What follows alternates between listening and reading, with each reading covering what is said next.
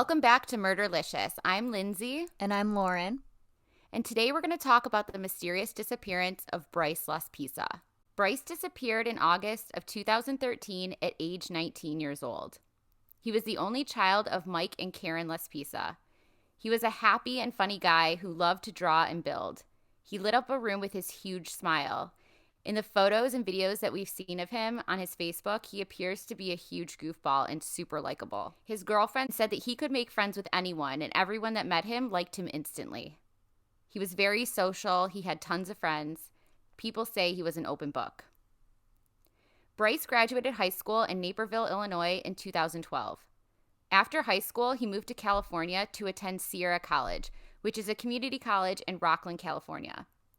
His parents also decided they wanted to move to California and retire, so his parents moved to Laguna Niguel, California, which is about 6.5 hours south of where Bryce's college was in Rocklin. Bryce was studying graphic and industrial design.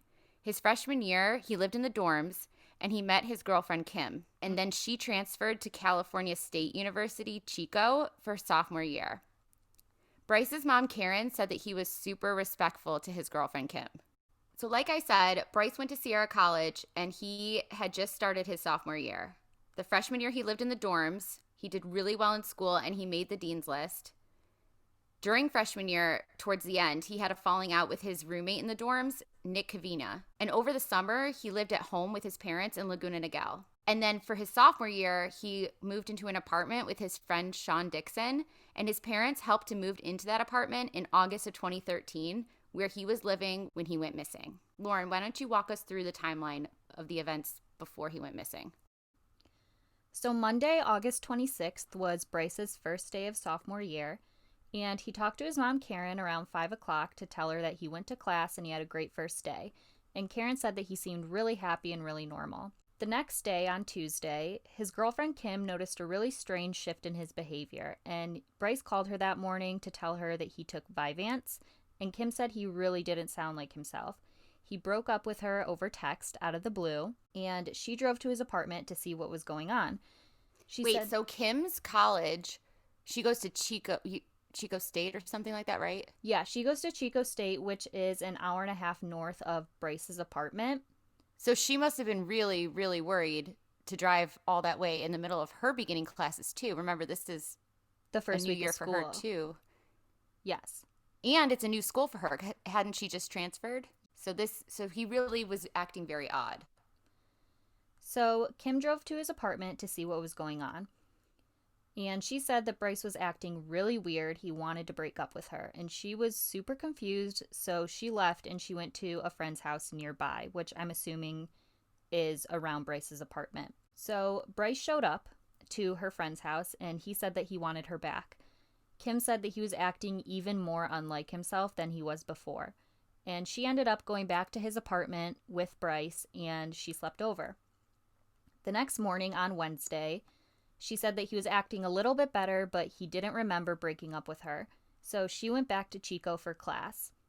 They talked a few times during the day, and they talked about how much they love each other, how they're going to be together forever, and how Bryce wanted to marry her. So they were really just talking about their future. I guess they patched up that whole breakup thing. So Bryce's roommate Sean and Kim were very worried about Bryce. So Sean ended up calling Karen, Bryce's mom, that night to say that he was acting really strange and really not like himself. He told her that... Wait, Sean called Bryce's mom? Yeah. I've never in my life heard of a guy calling another guy's mom. Yeah. So he must have really been acting really strange. Yeah. Sean was really worried about Bryce because he broke up with Kim, and then he started to talk more about Bryce's strange behavior, and he said that it started when he stayed up all night to play video games.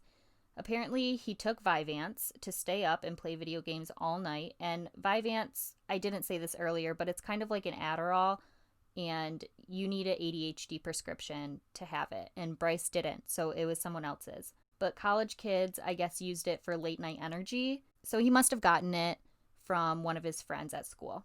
Sean also said that Bryce was drinking alcohol throughout the day, and that he said that something was really bothering him, but he never explained what it was. So a couple hours later, Bryce shows up to Kim's house in Chico. Kim called Bryce and said, "Hey, what are you doing?" And he said, "I'm sitting outside your apartment." She went outside and he broke up with her again. And she's basically like, what the hell is going on? And he said that he took Vyvanse. Yeah, she was probably like super excited that he like drove there to surprise her, and she was like thinking he had like flowers or something, and he's like, "No, I want to break up." Kim was obviously really confused, really worried. So she didn't want Bryce driving back the hour and a half back to his apartment. So she took his keys away. So Bryce was getting really frustrated and he called his mom saying, "Hey, Kim won't give me my keys back." So Kim ended up getting on the phone with Karen and told her why she was worried. And she's like, okay, give the phone back to Bryce. So Karen told Bryce that she wanted to fly to him the next day. And remember, she lives like 6.5 hours away. So I guess it kind of makes sense why she would fly. I mean, 6.5 hours to drive for me is nothing. But at that point, like she also could have been like brushing it off, like, oh, Bryce is just being Bryce. Like she didn't know exactly how weird he was being. I mean, at that point, you would think that she would be kind of alarmed because his roommate is calling him. But I also got the impression from like the vibe of like his Facebook and like pictures that like his friends were like also close with his parents too. So maybe that wasn't like weird that the friends were calling her. I don't know. So Bryce says to his mom, "No, don't make an airline reservation until I talk to you because I have a lot to talk to you about." So Karen gets back on the phone with Kim and she says, "Hey, you can give Bryce his keys," because he was acting totally lucid, totally normal. According to Karen, he didn't seem heartbroken. So Kim's roommate also did tell Karen that he seemed fine to drive. So Karen was like, "Okay, just go home, call me in the morning." So Back to his apartment. Yeah. So Bryce leaves Kim's house around 11:30 p.m. and he begins the drive back to what we assume would be his apartment. So at 1 a.m. on Thursday, the 29th, the phone rings at the Laspisa house. And Karen missed the call, but she assumed that it was Bryce saying that he got home safe because this is about an hour and a half after he left Kim's, and that kind of makes sense. Like he would get home back to his apartment in an hour and a half. So later on, phone records show that he was actually in a desolate area an hour away from his apartment, and he was headed further south towards the Tehachapi Mountains. So at this point, it really seems like he's conflicted about something or something happened that made him not want to go back to his apartment. At 11 a.m., the Laspisas get a voicemail from State Farm Roadside Assistance saying that their plan was used. So Karen calls Bryce and he doesn't answer, so she calls his apartment. And Sean answers, and Karen says, "Hey, is Bryce still sleeping?" And Sean says, "No, Bryce didn't come home last night." So Karen and Mike are a little confused, so they end up checking their credit card. And their credit card was used in Buttonwillow. And this is an area west of Bakersfield, best known as a truck stop off of I-5. And this is halfway between Sierra College and Laguna Niguel, but it was a little bit closer to Laguna Niguel, I think about 2.5 hours. So it seemed like he was on his way to his parents' house, and if he'd stayed on that path, he would have been there in under 3 hours. The charge came from Castro Truck and Tire, which is a repair shop near the freeway, and Mike, which is Bryce's dad. I think it was actually technically his stepdad, but he did adopt him. I don't think that he had a relationship with his real father. We didn't find any information about that. Right, so Mike calls the repair shop, and this man named Christian answers, and he's a driver that serviced Bryce's car around 9 a.m., like 2 hours before. So he said that he serviced the car at a Buttonwillow rest stop, and he delivered 3 gallons of gas around 9:30 and charged $20 to the parents' credit card. Right, but I also read that when Christian delivered the gas, Bryce wasn't in his car. And, like, he was, like, driving away thinking it was, like, oh, I guess the guy doesn't need gas. And then Bryce called him back and was like, dude, wait, come back. I'm here. And then he gave him the gas. So at this point, Karen is still calling Bryce, and she's not getting an answer. And at noon, Bryce is still not at his parents' house. So they're kind of concerned because if he got gas at 9:30, then he should have been back to his parents' house by then if that's where he was going. So Karen called Christian back, and he offered to go check on him because he could hear the concern in Karen's voice. So Christian says to her, "Okay, just give me 15 minutes and I'll go back just in case he's there. Like maybe something happened. Maybe he didn't have enough gas to get to a gas station." I've heard everywhere that Christian is like a really super nice guy, and I'm sure the police looked into him, but to me that is kind of like too nice. I don't know. Maybe Californians are nicer than we are. But So Christian goes back to the rest stop where he left Bryce, and he finds him in the exact same spot that he left him 3 hours ago. And he said that his eyes were a little bit red, but he seemed okay. And at 12:30 is when Christian finally hands Bryce the phone. And Karen's on the other line, and she says, "Bryce, what are you doing?" And he said, "Oh, I'm not doing anything." Karen says, okay, well, you're about 3 hours away, so go get some gas and come home. So now he's expected by 3 p.m. Wait. So at 9:30, Christian brings him 3 gallons of gas. And he sat in his car in the same spot from 9:30 until 12:30 with the car running because this is August in California. It's very hot. He would have ran out of gas again. So he must have been outside of his car. There's no way his car could have been left running with 3 gallons of gas for that long, right? I'm not sure what the mileage or the gas on that You're car not a is. gas expert? Yeah. So Karen starts calling Bryce at 3:30 because he's still not home. So he's not answering, and Karen's continuing to leave him messages. She's thinking maybe there's traffic. It's a holiday weekend. It was right before Labor Day. But now it gets to 6 p.m. and they haven't heard from Bryce in 6 hours. He's totally ignoring them.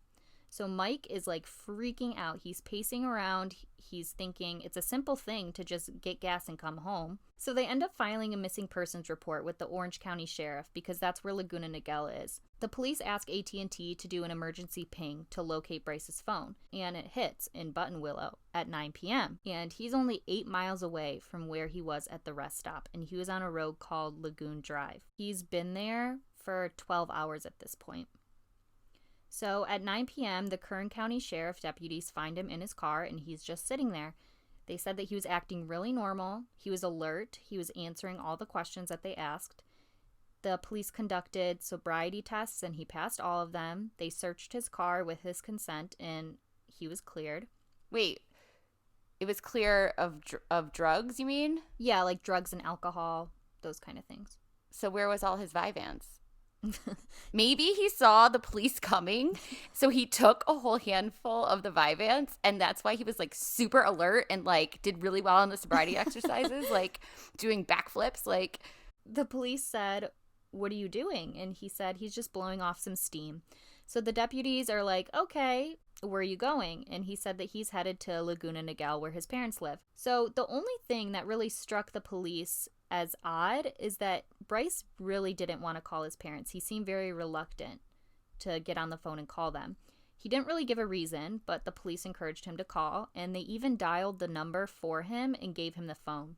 well, but also like think about it from Bryce's perspective. Like, he's just trying to live his life and like break up with his girl, and all these people are calling his mom, and the mom keeps calling him, and he just wants a minute, you know? Yeah. Just Karen asked the police, like, are you sure he's okay? Are you sure he's okay to drive? And the deputy said, yeah, he's totally fine. He passed all the sobriety tests. Was just sitting here blowing off some steam. So after hearing that reassurance from the police, his parents felt comfortable letting him drive the rest of the way. And Karen didn't really push him to explain his behavior. So she's like, okay, what are you doing? And he said that he was putting stuff back in his car because the police searched it. And she said, I'm really worried that's about a really literal response. Yeah. So she's like, okay, well, I'm really worried about you. It's getting dark. Have you eaten? Have you slept? Like, what are you doing? And he's like, I'm going to go hang out with some friends later. So In Buttonwillow? he never specified. She's like, okay, well, come home. And the police leave him because to them, everything's okay. Everything's normal. He's just a college kid blowing off some steam on the side of the road. At 11 p.m., he did stop at a gas station in Buttonwillow, which is 2 hours later after the search. So from 9 to 11, we don't know what he was doing. But he did spend $1.71 on a drink from the gas station and $39 worth of gas. So he finally filled up his tank from the morning. Christian returns an earlier call from Karen. Wait, Christian is the roadside assistance guy? Yes. So I guess Karen called him earlier and he hadn't answered, so then she called the police. Yeah. So at that time he realized she called, so he called her back? Yeah. Christian said, if Bryce is still in Buttonwillow, I'll go check on him. And Karen's like, no, he should be on his way home by now. He should be home soon. So Christian's like, you know what? I'm just going to go over there anyway.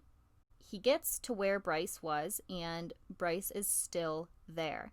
So now he's been in Buttonwillow for 13 hours. So what in the world is he doing for 13 hours? I don't know. That's alone. Yeah. He was alone every time, right? He was alone every time that, like, I guess an adult went to go check on him. But well, what about when the babies went to go check on him?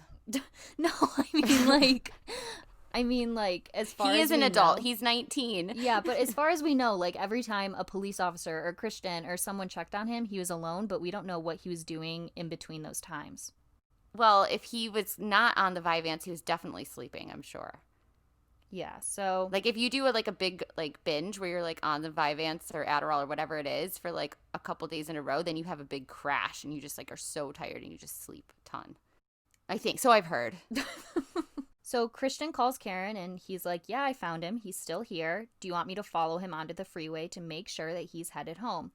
And Karen's like, "You know what? That'd be great."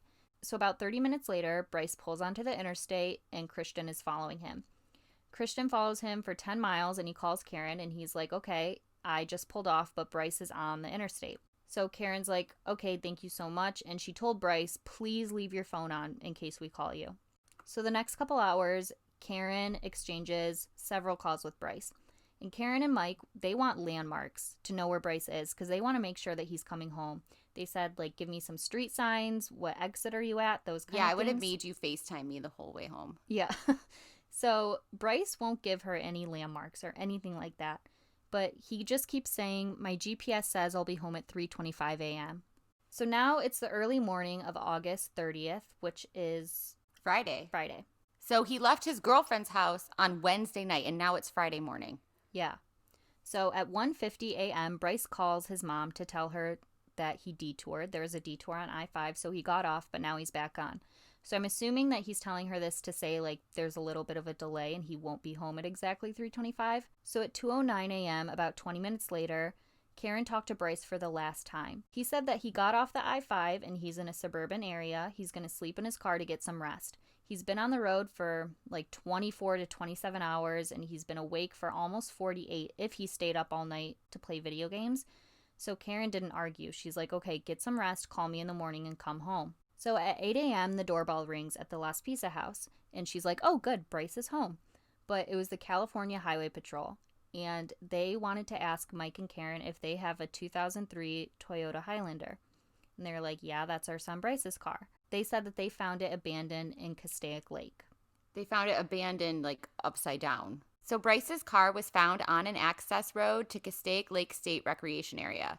This is like a huge man-made lake that people often go fishing in. A worker at the lake found Bryce's car just before 5:30 a.m. And it just so happened that the police had a training exercise going on there. So they were on scene like right after 5:30 and the worker notified them right away. Where they found Bryce's car is 2 hours north of Laguna Niguel, where Bryce's parents live. When the police found the car, Bryce was not inside. His car was crashed on the road on its side across from the lake's main boat access. It was at the bottom of a 25-foot embankment.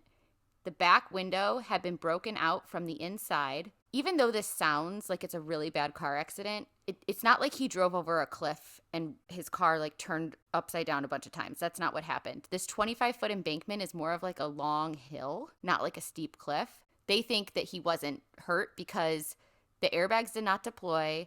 The crash didn't seem to be that bad. Once they turned the car onto its wheels, the car was actually drivable. There was no blood found in the car except for like really small droplets of blood. So if he was injured, it was either like a closed head injury or it was like a nosebleed or like a scrape or scratch. His laptop and his phone were found inside the car. He had a duffel bag and his wallet outside the car by the rear window on the ground unzipped. So it kind of looked like he had taken something out of his duffel bag, but he left all of his valuables. There was a small spot of Bryce's blood on the passenger headrest and the back seat, but he probably walked away relatively unharmed. At least at this point, that's what the police are thinking. And Karen thinks that he's wandering around somewhere because, like, from an injury or maybe hiding because he thinks he's going to get in trouble from the accident but everybody at this point thinks that he's still alive.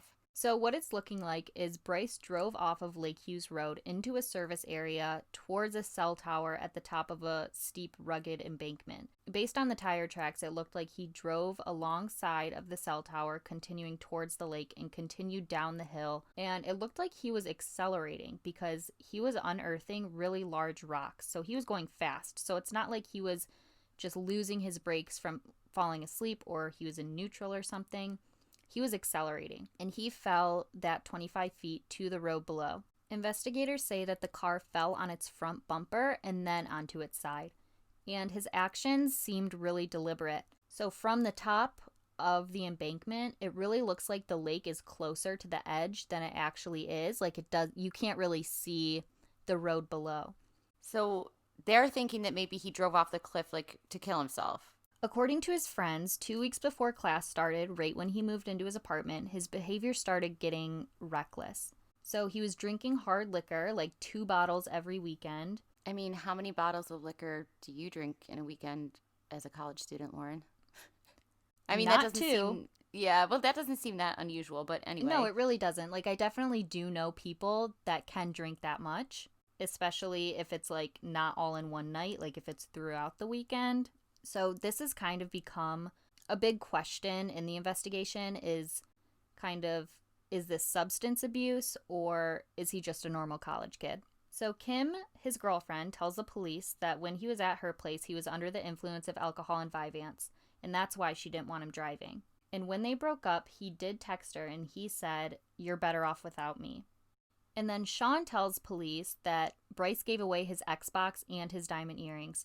So he was giving away his possessions, and that kind of indicated like suicidal behavior or maybe running away. Yeah, but then I also saw in an interview that his roommate did that he was like expecting him to come back any minute and like left his shoes by the door for him. So police and investigators kind of think that he left with the idea that he wasn't going back. They think that the heavy alcohol use and Vyvanse combined could have led to a psychotic break. His parents say that he experimented with drinking and drugs like a normal teen. They said that it was average, it wasn't substance abuse. There was a couple incidences, but it wasn't a serious problem. And we'll get into more of that in a little bit. But his parents knew that he was underage drinking. They kept wondering what changed in those 2 weeks because he seemed perfectly fine over the summer that he was living with them. And they think that they were so close that if he had a problem, he wouldn't be ashamed to talk to them about it. So let's get into the search for Bryce because at this point they get to his car, he's not there, and they think that he wandered off. So Bryce, as far as they know, is unfamiliar with the area. He had never hitchhiked before. He hated being outside. He wasn't a camper. He wasn't a Boy Scout. The police searched Castaic Lake for several days and found nothing. If he took his own life, then he must have continued on foot into the lake, like walked in, or he disappeared somewhere inside the 11,000-acre park. They organized searches by the Parks Bureau and the police. Hundreds of deputies and volunteers came. They were on foot. They had ATVs. They had helicopters. They had search and rescue. They had cadaver dogs trained to find human remains. They had divers in the lake and boats searching the lake. Mike was making missing person flyers and putting them everywhere. Karen was trying to contact any and all types of media. In the following days, there were no viable leads. There was no evidence of any kind found. No phone calls or texts were made or card usage on his credit cards, but his phone was in his car and so was his wallet, so that kind of explains that. On September 4th, 2013, so just a few days later, a jogger called 911 to report a brush fire in Castaic Lake. And this was 3 miles from where Bryce's car was found. And the cause of that fire was a burning body. And this caused a huge uproar because it was a male body and it wasn't identified for several days, maybe even weeks. It turned out not to be Bryce, but this put like kind of a pinch in the search because A stop in it? not a stop because people still searched. They weren't sure. I think the police knew right away that it wasn't Bryce, but they didn't tell his parents, which is awful. Or they did, and the parents couldn't tell everybody else. But if you read the Web Sleuth comments and the Facebook page comments, because they have a Facebook group, Find Bryce Laspisa. If you read the comments during this time in between when they find the burning body and they determine that it wasn't Bryce, people were still searching. So the search efforts were not stopped, but a lot of people did think that this was him. So it might have put kind of a damper on the mood. Totally killed the mood. It did, but it wasn't Bryce. And Karen and his friends were hopeful that it wasn't Bryce because they didn't think that it was. Because even if he was suicidal, you're not going to set your own body on fire. So at that point, there's no evidence to indicate any foul play or suicide. All they have is Bryce's car, his things still in it, and him missing. So there's no body. If he died, they would have found him. They did have surveillance camera that captured still images of car license plates in the area of where his car was driving on Lake Hughes Road. And that's from where he drove off of. Right. And 3 hours before the crash, he's seen on camera traveling up Lake Hughes Road at 2:15 a.m., which was 6 minutes after he called his mom to say he was going to sleep somewhere.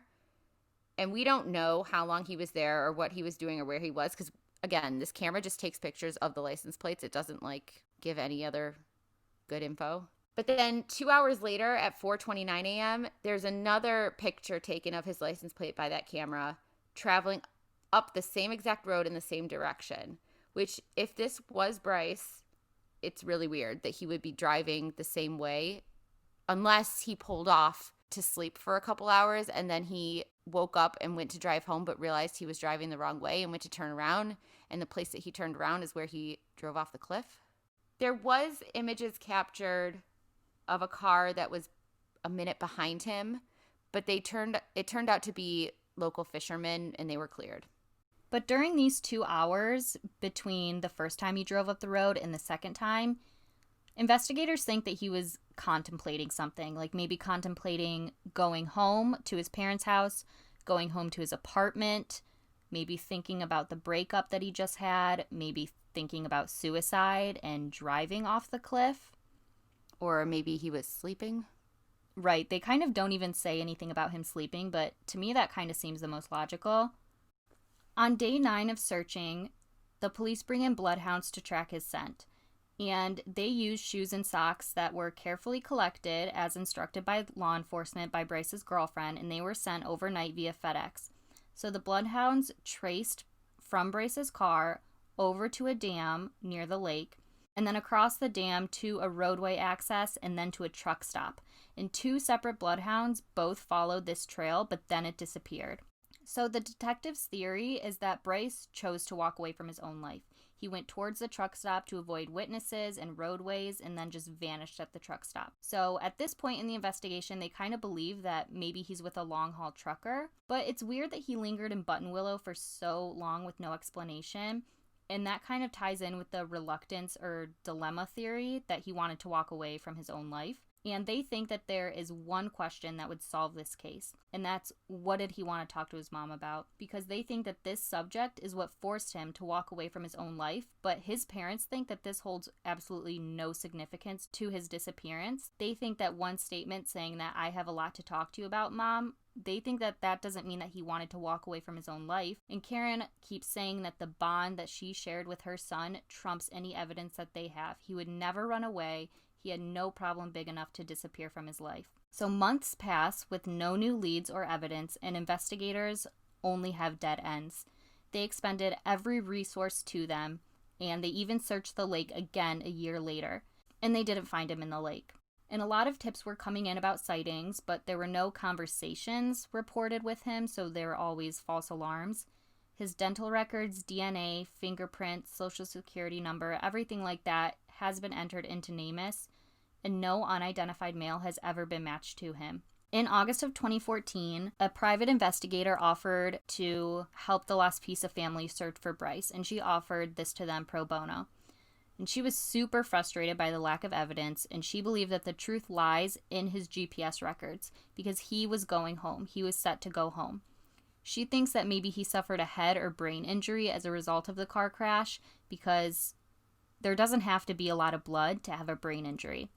Like, some people, she said, walk away with concussions and they don't know who they are. Like, who knows what could have happened to him in this car crash.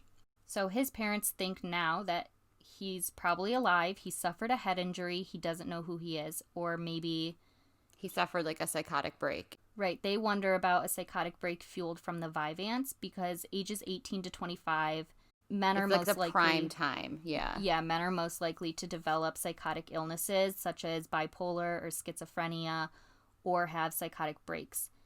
So people think that maybe he suffered from a mental illness, or maybe it was he took so much of the Vyvanse that caused a break, or maybe they kind of went hand in hand. So Bryce has a very distinctive look. He has fire engine red hair, blue eyes, pierced ears, a bull tattoo with Roman numerals on his left shoulder. He's 5'11", 170 pounds. He wears like a size 12 shoe. He was last seen wearing white cargo shorts, blue and white checkered t-shirt, and red and white Nikes. Now he would be about 26 years old. There are age progression photos that you can see, and we'll have them on our Instagram.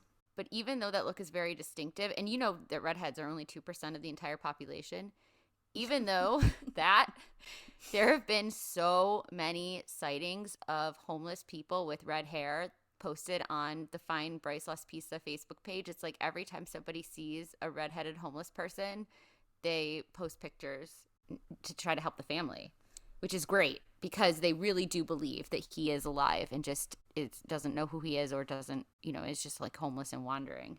So the first thing that we want to talk about now that we've gone through the timeline and the search is that the trip from Chico to Laguna Niguel should have only taken 8 hours, but instead it took him 2 days, and he never even reached his destination. So was he stalling his arrival, or was he waiting for somebody, or was he doing something? So what do you think about the burning body? Like a coincidence? Some people think maybe he witnessed something he wasn't supposed to, but I think the timeline doesn't really add up. Maybe these people that were burning a body saw the search on TV and they thought maybe we should dump him here. They'll think that it's him. Oh, that's smart.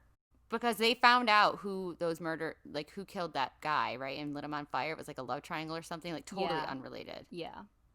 There are some more like weird texts and kind of cryptic messages that people really try to put a lot into.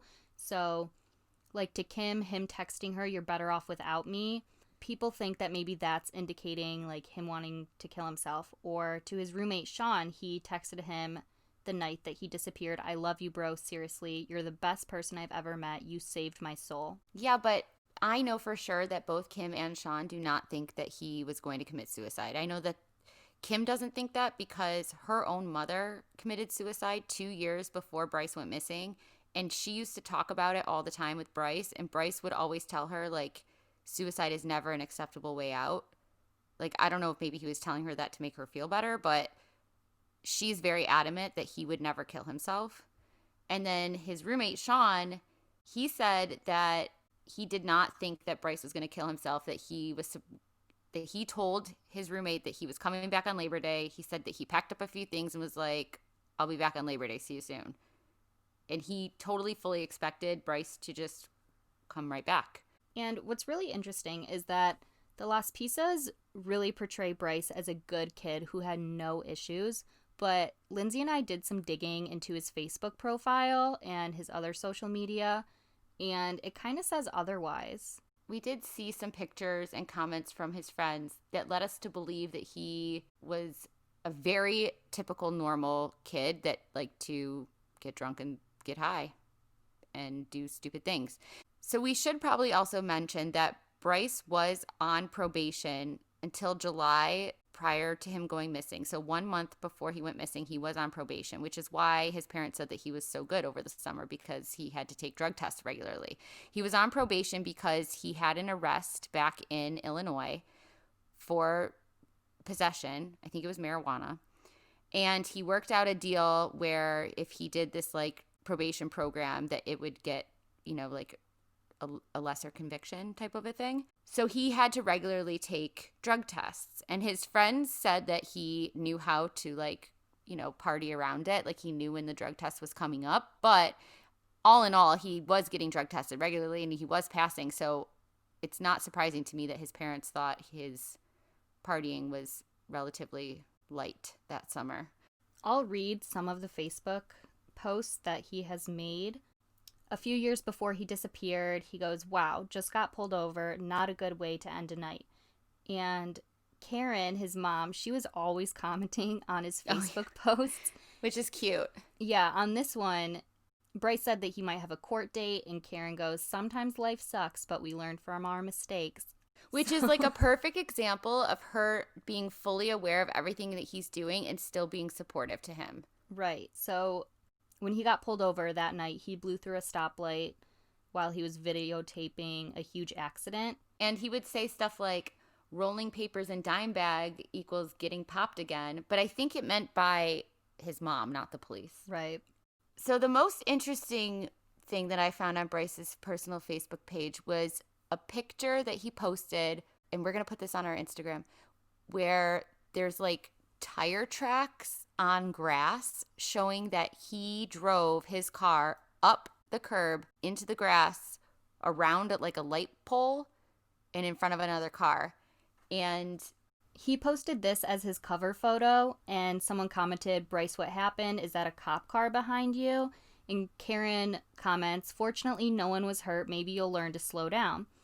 A lot of his friends were commenting like, "Bryce, be careful. This reminds me of when we went to TGI Fridays. Haha." Someone goes, "Bryce, you shouldn't have a license." So it kind of seems like he was a really reckless driver. Right. But what's really interesting about this particular picture is that as soon as I read about how his car crashed, it's like it clicked in my head, because the way that his accident happened when he drove off the embankment, you would have to maneuver around like kind of like a gate and a fence around the cell tower. But if Bryce had been going the wrong way and realized it, he could have picked that spot to turn around to go back to the highway and overshot his turnaround. Like not realizing there was a drop off there. Right. Because turning around, his tire tracks would have looked just like in the picture that he posted on Facebook of him driving recklessly around the cars that were in the street that day. Like, do you know what I'm saying? Does that make sense? Yeah, I mean, it seems super similar to something that he has been doing many times. And I can totally see him trying to do that around the cell tower, even if it wasn't a turnaround, like maybe just for fun, like go a little off-roading and flipping off the side of the embankment, not knowing that. Right. Either it was too dark for him to see that it was a drop off, or he didn't realize that there was like a drop off, because the police were like, "Oh, he accelerated, so he must have intentionally gone off this embankment like to hurt himself." But if he was accelerating because he was turning around, or maybe he got stuck and was like accelerating, not even seeing that there was a drop off, I don't know. But I don't think that the fact that he was accelerating means that he was trying to kill himself, because of what we saw on Facebook of him being kind of a reckless and stupid driver. So I really do personally think that it was an accident. So there are basically four main theories of what could have happened to Bryce and why he's missing still today. So I'll go over them really quickly and then we'll talk about them. But the first one is foul play. The second one is he commits suicide. The third one is that he's alive and well. And then the fourth one is that he's alive and disabled, or suffered a head injury that he doesn't know who he is. He's disabled. He's living in the homeless community. So meeting with foul play, I feel like that really relates to the fact that he walked to a truck stop, or that his scent was traced to a truck stop. Yeah, for there to be foul play involved, either he crashed his car and then he was like, "Shit, I gotta go get help." So he like walked to the truck stop to get help, and he was like intercepted by a random trucking serial killer, coincidentally. Or he hitchhiked, and while he was hitchhiking, he was met with foul play. I mean, they're very sure that he was alive at the time that he exited the vehicle. So in order for him to meet with foul play after, he would have had to like still ran away from the crash, but then after that met with foul play. Maybe he overdosed after. But another theory about the foul play is that there was foul play in Button Willow, and that it wasn't actually Bryce in the car when he went over. Like the car was staged or dumped. Yeah, they were trying to get rid of it. Yeah, I don't believe that personally, but that is a theory. I don't really believe that either, because he called his mom 5 minutes before he was shown going into the lake. I think that he was sleeping all day. So if he was sleeping all day, why would he need to pull off to sleep some more just to wake up just in time to sit in traffic? That would suck. Unless he was like, "Okay, I'll set my alarm and get up at 4. You know, if I get on the road by 4:30, I won't hit the traffic." And then when he got up, he was like going the wrong way. So he tried to turn around, and then his car rolled. His uncle is a verified user on Web Sleuths, and he posted so much information. And one of the things that really stuck out to him was a theory that came from a psychic. And he said that he doesn't believe in psychics at all, but this one just really, really stuck out to him. So a medium contacted Karen, Bryce's mom, and she gained a little bit of information about the case, and she told her that she may or may not be able to help. She really only works with law enforcement, and she's never reached out to a family before. So this psychic, this medium, is gathering more and more information about the case. And she keeps saying that she's seeing really specific small objects at Castaic Lake, and she wants to go there with one of Bryce's family members to try to figure out what happened. So she talks a lot about a red bandana and talks about the dogs, and apparently one of the search dogs wore a red bandana. Apparently she found everything that she saw, and she tracked Bryce's path exactly as the dogs did, like to the truck stop. And she thinks that he's alive.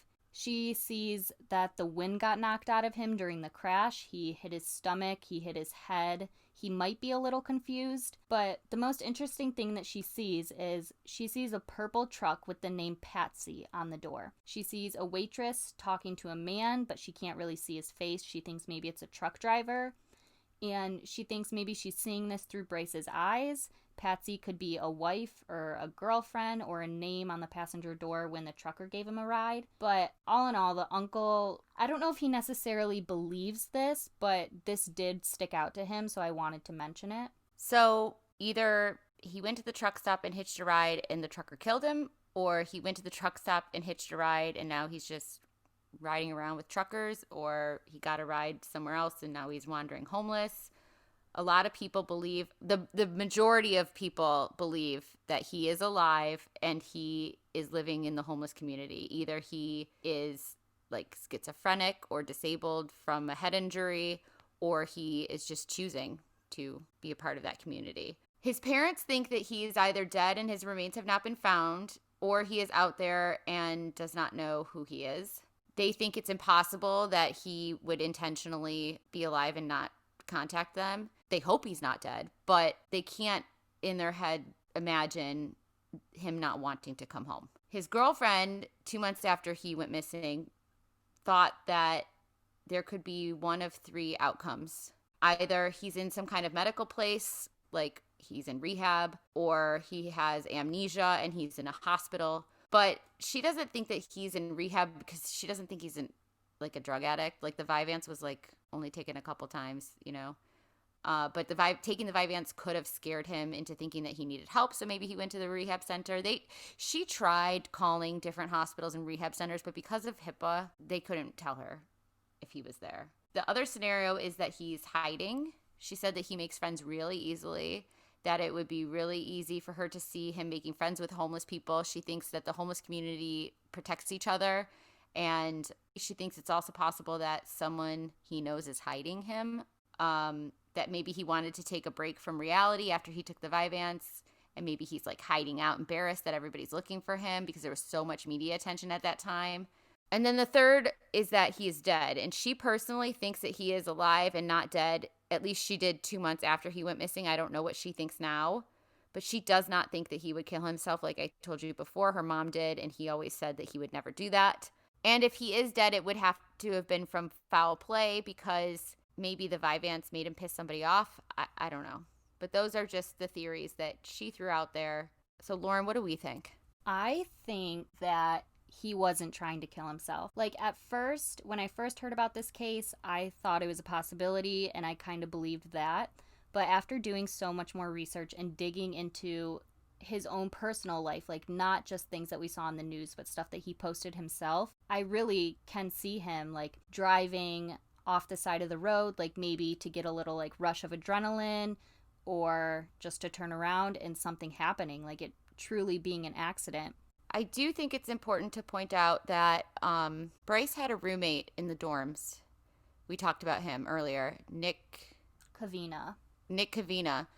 And they had a falling out before they moved out of the dorms. And a news reporter interviewed Nick like right after Bryce went missing.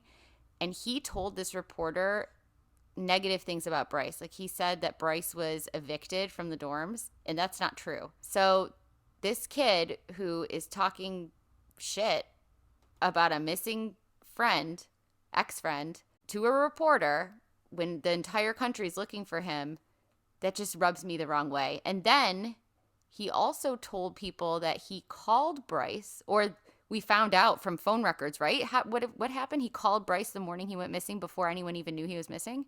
I did see that somewhere, but when I went back to find the source, I really couldn't find it. So honestly, like, I don't know if it came from a really credible source or if it came from a theory, but I do vividly remember seeing that he called Bryce the next morning around like 8 a.m., like way after his car was found, and they hadn't talked in like a year. So that like really stuck out to me, that after a year he suddenly goes missing and then a couple hours later gets a call. Yeah, that is really weird to me too. And the biggest mystery in this case is not where Bryce is, but what in the hell was he doing for all those hours in Buttonwillow?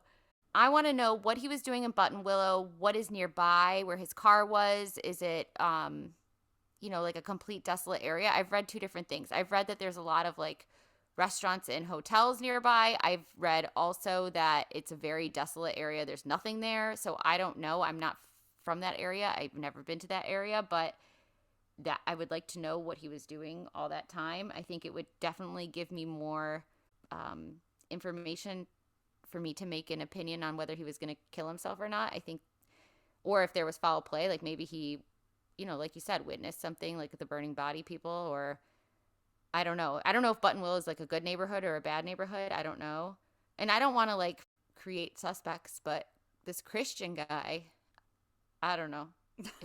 Everyone seems to think he's like so helpful, but like it's kind of suspicious to me. But I think that he probably was definitely cleared. Everybody talks really highly of him, and I don't want to talk badly about him, but that did stick out to me too. The fact that he went back so many times to check on Bryce.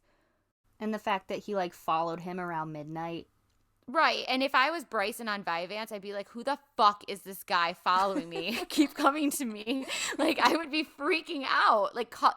And Karen's on the phone with him. Like, Mom, why are you calling these people to have them follow me? That would have totally fed into his paranoia. Like, I can only imagine. And like, I don't know. Like, what was he doing in his car the whole time? If he was just sitting in his car, if he wasn't sleeping, like, was he playing Candy Crush? Was he smoking cigarettes and drinking Monster? Because, like, that's what people do on Vyvanse, right? I don't know. Like, also, when did he run out of gas, and how long did he wait before he called for that gas? So Bryce has never been found. His family is very hopeful that he is still alive. If you have ever seen anyone that looks like Bryce, make a comment on the Finding Bryce Laspisa Facebook group. If you ever come across someone that looks like Bryce now, even if you're outside of California, please take a photo and post it to the Find Bryce Laspisa Facebook group. And if you have any information about Bryce's case, please call 949-292-4400. That's Lauren's cell phone number. I'm just kidding. It's for the police. All of our sources will be posted in our episode notes. As always, you can find us on Instagram at Murderlicious Podcast, and you can send us an email to murderliciouspodcast@gmail.com. I did try to set up a Facebook group and a Facebook page. I mean, I did. I don't really know what I'm doing, but hopefully that will become a really fun place for us all to chat with each other. We would love if you would comment on our Instagram or Facebook, if you would subscribe. Lauren just uploaded all of our episodes to YouTube. If you prefer to listen to podcasts on YouTube, we're now there. Where can they find us on there, Lauren? I think you can just search Murderlicious Podcast. I don't think YouTube has like usernames, but if you search Murderlicious Podcast, you'll see our logo immediately. Yeah, so definitely check us out there. We are blown away by all of your guys' support, and you're encouraging us to keep going, and we are. So we hope that you enjoyed this week's episode, and we'll see you next week.